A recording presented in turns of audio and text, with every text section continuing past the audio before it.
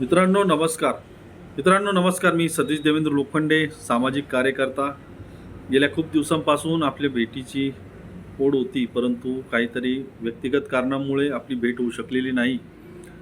मित्रांनो, राज्य आणि केंद्र शासनाने संपूर्ण देशाचा बट्ट्याबोळ करण्याचा, येथील संस्था बंद करण्याचा जो घाट घातलेला आहे, त्या संदर्भात मी आज बोलणार आहे. सुरुवातीलाच तपोवनासारखे जे नाशिक येथील जंगल आहे, तेथील वृक्षतोडी संदर्भात त्यांनी आनन फानन JR काढून वृक्षतोड करण्याचा घाट घातला होता. मात्र तेथील स्थानिक जनतेने त्यांना विरोध केला आणि या निर्णयापासून त्यांना माघार घ्यावी लागलेली आहे. नुकतंच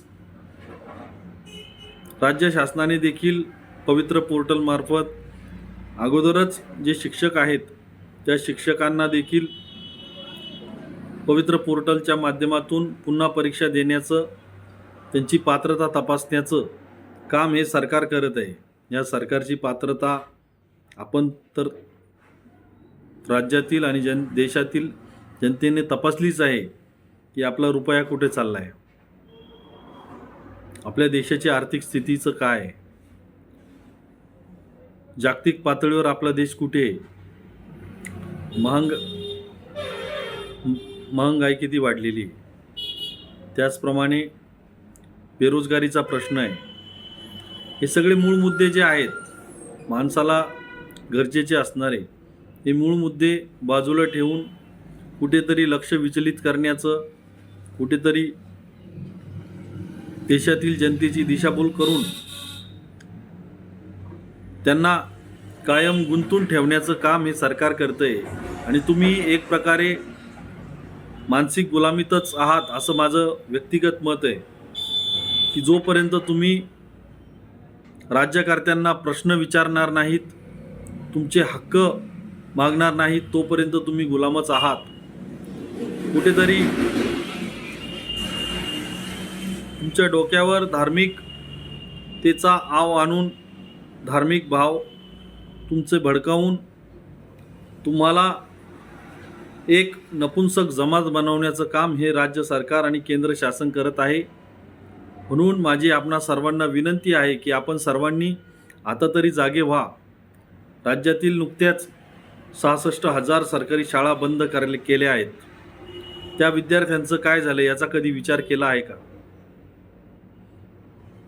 राज्यातील हजारो तरुण आजही बेरोजगार फिरत आहेत. नोकर भरती संदर्भात हे शासन काय करतंय? तिथेही मोठ्या प्रमाणामध्ये घोटाळा निर्माण करून नोकर भरती लांबवली जाते. आता अगोदरच जे शिक्षक शासकीय सेवेमध्ये आहेत त्यांची देखील पुनर्परीक्षा घेऊन त्या शिक्षकांची हे पात्रता तपासणार नसता त्या शिक्षकांना आता घरी बसावं लागणार आहे. का हो? त्यावेळचे जे सरकार असेल, शासन असेल, त्यांनी या शिक्षकांना यांची पात्रता बघूनच नोकरी दिली होती ना. मग का बरं हा पुन्हा एकदा घाट घालण्याचं काम हे सरकार करत आहे?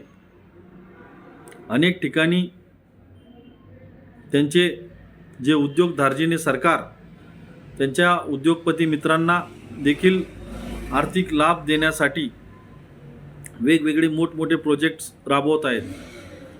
आणि हे आपण किती दिवस सहन करणार?